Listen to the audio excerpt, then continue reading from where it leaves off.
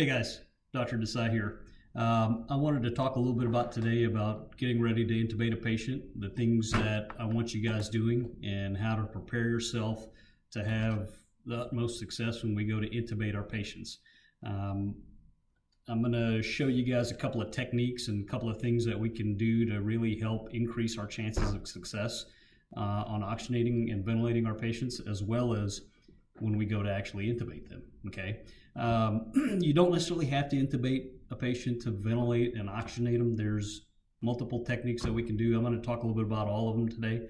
And then ultimately, this is all stuff that if you do have to intubate the patient, this will all kind of help you be successful at it.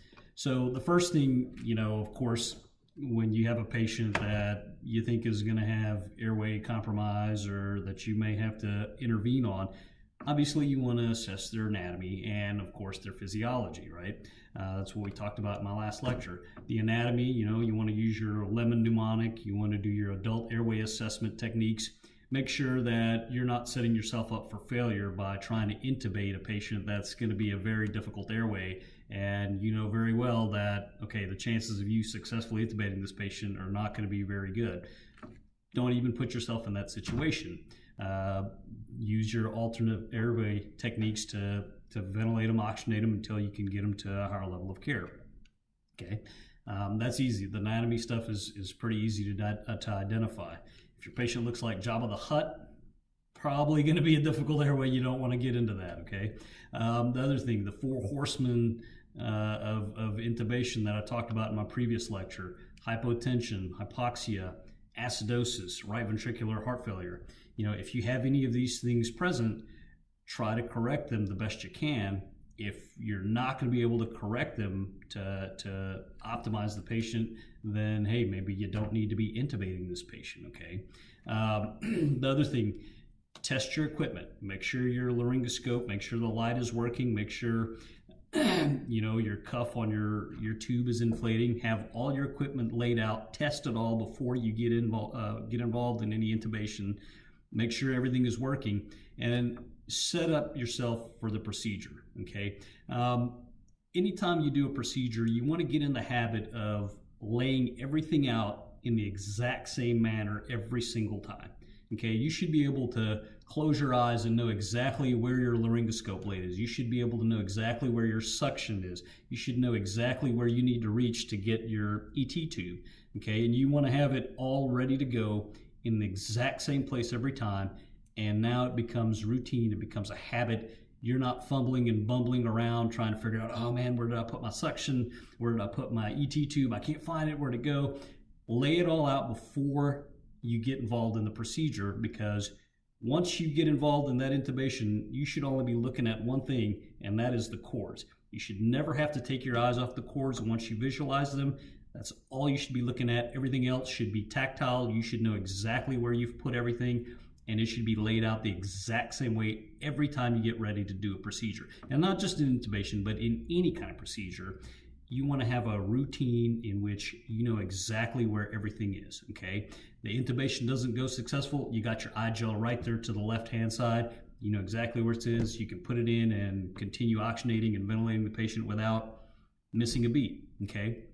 So I want you guys to get in the habit of having a routine setup in which everything is exactly where you want it to be every single time you get ready to do a procedure. It's going to save you a lot of hassle and a lot of tension during a already stressful situation, okay? The other thing is have your rescue devices ready to go, okay? Your BVM, okay? In the worst case scenario, this is going to save you, okay? Have your I-gel ready to go. Know where it's at. Don't be fumbling trying to pull it out of the cabinet when you already failed at your intubation and now you're trying to get an I-gel. Have your I-gel ready to go, okay? That's the number one step, is having everything ready to go, okay? Second thing, and I talked about this in my previous lecture, pre-oxygenating, okay? Like I discussed in the prior video that I did, pre-oxygenating, probably the most important thing that we need to get in the habit of doing, okay? If you don't have O2 sats above 95%, you probably don't need to be looking for cords, okay? You want to get in the habit of pre-oxygenating these people for at least 3 minutes. You want to have their O2 sat above 95%, okay, for 3 minutes. That's a long time, but 3 minutes of an O2 sat above 95% in the pre-oxygenation stage is going to save you a lot of trouble of going in there. Oh man, you've been in there for 10 seconds and now your sats are dropping again. You got to pull out and bag again. Okay, this is a stressful procedure. You're doing it because your patient is not doing very well, but you need to slow down and you need to make sure you're setting yourself up for success in this procedure because it's crucial. Okay, it's vital. So pre-oxygenating, okay, like I talked about previously, put a nasal cannula on, crank it up to 15 liters. Okay, that's a very easy way to do hands-free oxygenation. Okay, get your BVM ready. Okay, hook it up to oxygen, have that going at 100%. Put it on the patient, and if they're spontaneously breathing, just let them breathe in that 100% oxygen and make sure their sats are staying above 100%. Okay, if they're not spontaneously breathing or they're very shallow breathing, okay, start giving them some breaths to assist. Okay, position the patient to where you're going to be able to have this patient oxygenating very well. Okay, so you want to put them in the sniffing position. Okay, or the ear to sternal. So basically, what this is you want to tilt their head back. And if they have a C-spine injury, obviously this is not something you want to be doing, cranking on their neck, but otherwise, you want to flex their neck back and open up their airway. What this does is it opens up all their anatomy in the neck and allows air to go into the lungs properly, okay? The other thing, and I can't really demonstrate it because I'm not on a stretcher here, but you want to sit them upright to about 25 to 30 degrees on the stretcher while you're pre-oxygenating them. Not when you go to intubate, but in the process of pre-oxygenating them, sit them upright, okay? That, like I talked about, what that does is it decreases the amount of atelectasis the patient has in their lungs. It allows better ventilation and oxygenation in their lungs. So sit them upright during the pre-oxygenating state to better improve your chances of getting them up to 100% and keeping them there, okay?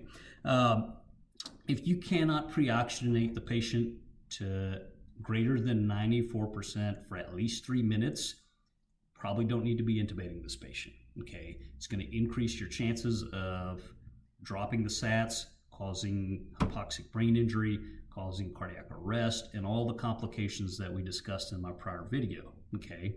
I know it seems pretty extreme, but here's the thing. This is a very, sensitive procedure that we're doing. We need to be very cautious with it.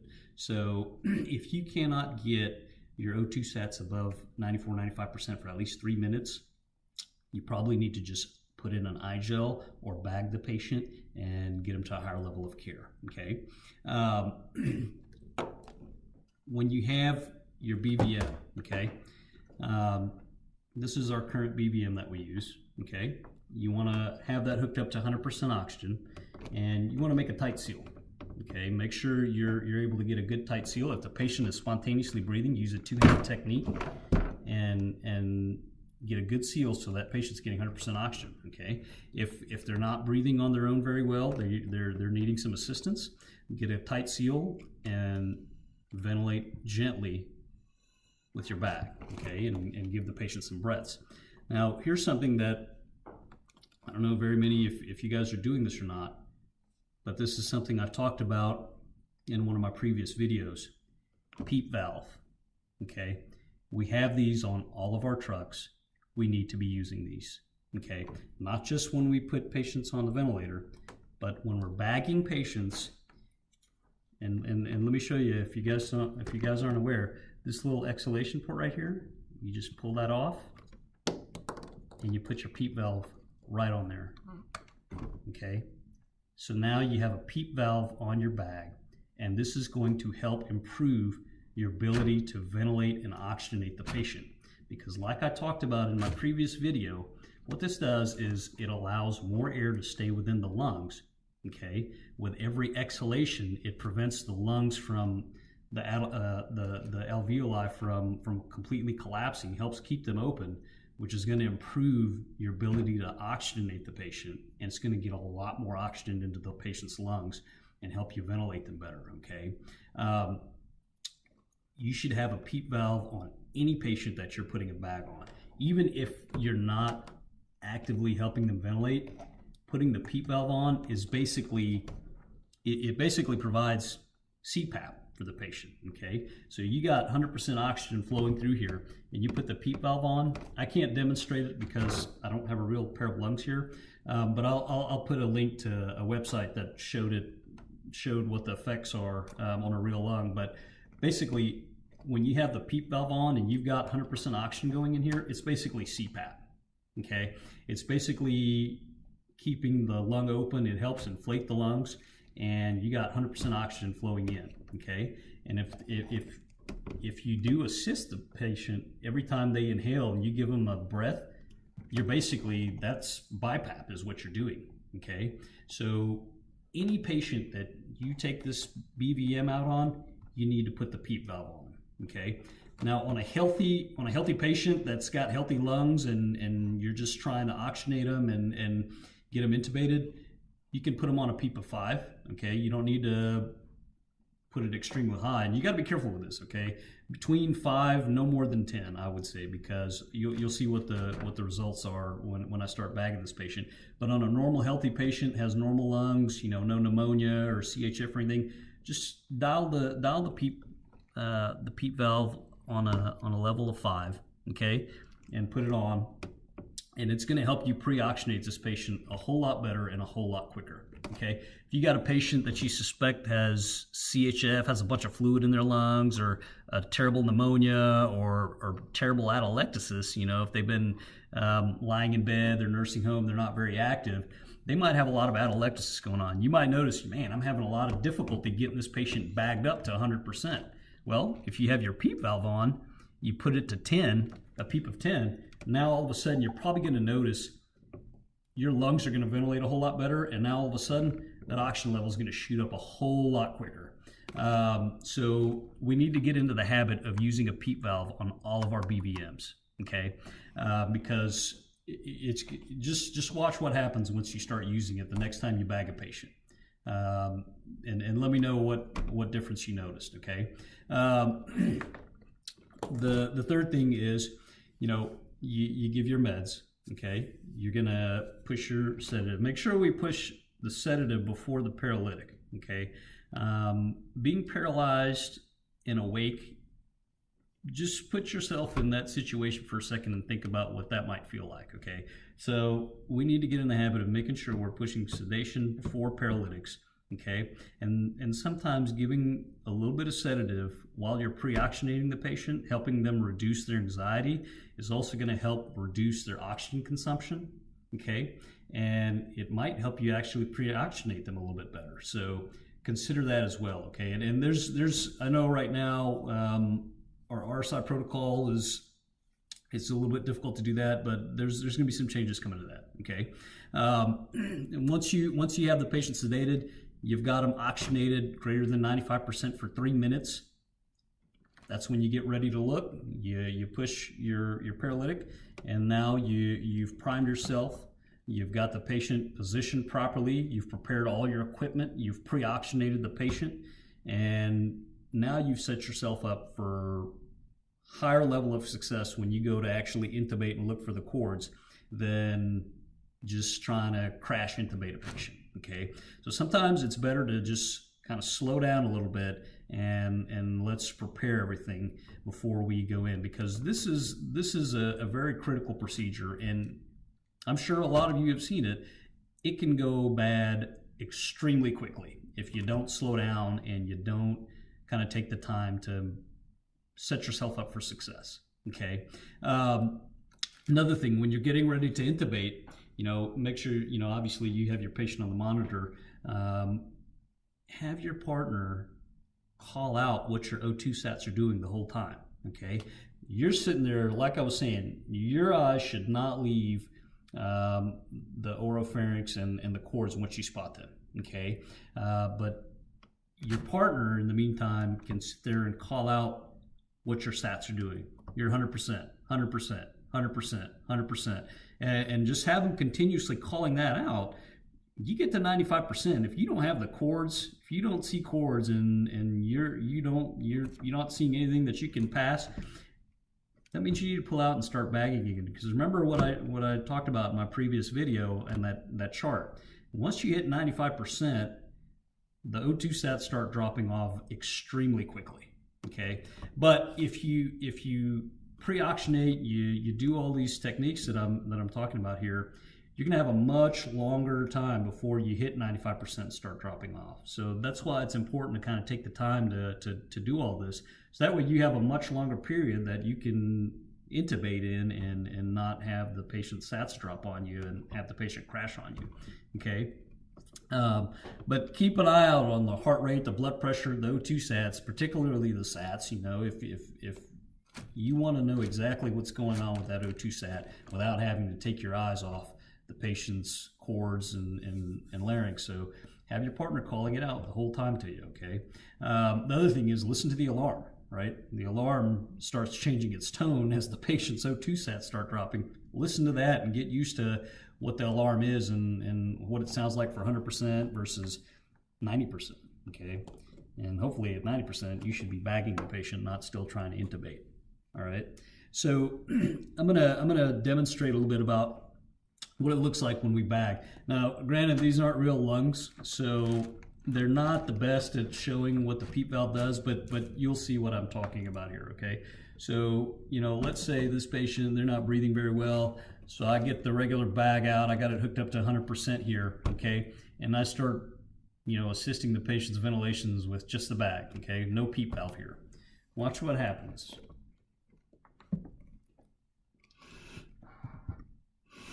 I'm going to turn the camera a little bit here so you guys can see. But just pay attention to how the bag is inflating and how it inflates.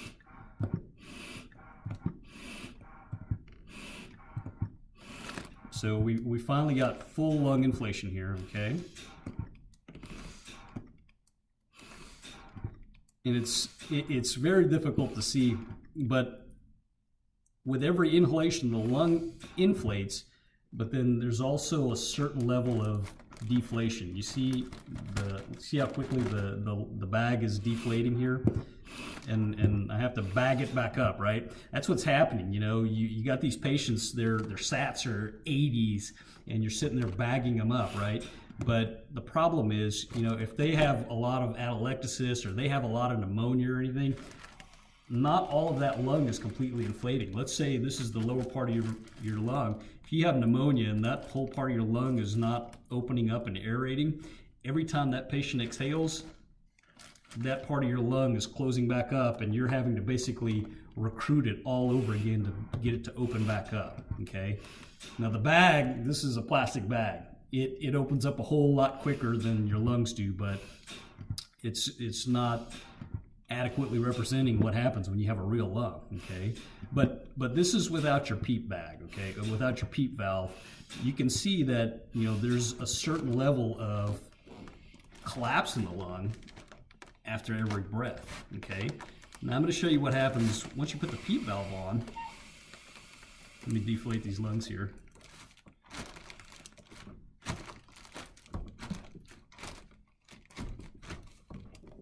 So again, you pull this little plastic piece off, the rubber piece, put your PEEP valve on, okay? Just slides right on, okay?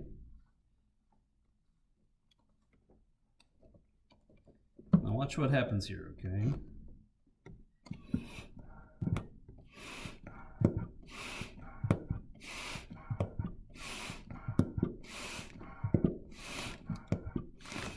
Okay, so now we're fully inflated. Okay, look at that. You don't see any deflation of the bag with the breaths, right? Look how distended and inflated that stays. Look, I stop breathing, look at that. It stays inflated for a whole lot longer, right? And look how quickly it blows back up once you start bagging it. So you see how PEEP helps you?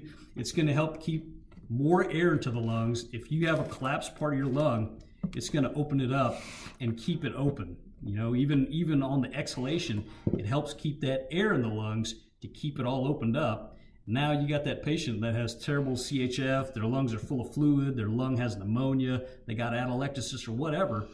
You're going to keep that lung inflated. You're going to get a whole lot more oxygen. Now that 85% turns into 97% a lot quicker than without that PEEP valve on there. Okay, because with every exhalation, it keeps that lung open for a whole lot longer. Okay, now look at this bag though. Look how inflated it is. It's like a balloon, right? That's the other thing. You know, you don't want to put too much PEEP on these people. You know, if it's a normal lung, you want to keep them at 5. Okay, and this is adults, not on pediatrics here. If it's a normal lung, you want to keep them on a PEEP of 5, and if they're a little sicker, you're not getting much results, you can dial it up a little bit higher. You can go up to 10, and you'll see a much better ventilation oxygenation on these patients. You'll get their sats up a whole lot quicker. Okay. Now I wasn't able to demonstrate this because it just doesn't work very well on here. But if you have 100% oxygen going into this bag, okay, and you have your PEEP valve on, now you're having continuous pressure into their lungs. Okay, so even if you're not bagging them, you'll see much better oxygenation. It's kind of like what we talked about. If you're having trouble pre-oxygenating these patients, you can put a CPAP mask on them. That's basically what you're doing once you put a PEEP valve and you get a tight seal. You got 100% FiO2 coming through here, you're basically giving them CPAP without hooking up our Bujniak mask. Okay, and then if you start ventilating, assisting their inhalations, you're basically giving them BiPAP. So keep that in mind. Okay, can't tell you how useful and important this little PEEP valve is in our respiratory cases. Okay, particularly when we're putting them on a vent or if we're just trying to bag them and oxygenate them. This little thing is going to make your life a whole lot easier, and it's going to really help you oxygenate and ventilate your patients a whole lot easier and a whole lot better. Okay, so get in the habit of using this. Okay, remember the points that I discussed. When you get ready, if you got that patient, you're going to have to intubate them. Set yourself up for success, not failure. Okay, do all your assessments, slow down, take a deep breath, go systematically, approach everything. Okay, assess your anatomy, make sure you're not getting yourself into goat roping with an anatomically difficult airway. Okay, check your physiology, make sure you're not getting ready to arrest the patient by trying to intubate a patient that's too sick for it. Okay, make sure all your equipment is in functioning order and have your layout set up to where you can close your eyes and you know exactly where you need to reach to have your equipment ready to go. Set yourself up for failure. Okay, if you do all this, and some airways are still going to be difficult, you need to have your rescue devices ready to go. Have your iGel ready to go. Okay, have your BVM. The old BVM, it's the oldest one and it still works. Okay, you just need to make sure you're good with your basics. Okay, have your PEEP valve on your BVM. Okay, pre-oxygenate. Okay, try to get at least 3 minutes greater than 94%. You will see that O2 sat stay at 100% for so much longer when you actually go to intubate. Okay, position the patient. Get them in that sniffing position when you're pre-oxygenating them. Raise them up. When you get ready to intubate them, lay them down and make sure you keep nasal cannula on at all times. Keep that PEEP valve on and get the patient up. Give your medications and be successful. Okay, that's all I have for you guys. I know we've beaten airway quite a bit this month. What I hope to do is to choose a different topic every month and kind of go over it and get as much information I can to you guys on these specific topics, so that way we can be as successful as possible to get these patients treated properly. Okay, so if you guys have any questions, again, email me, come by and see me in the office, leave your comments below, and I wish you guys all the best. Thanks. Talk to you next time. Bye-bye.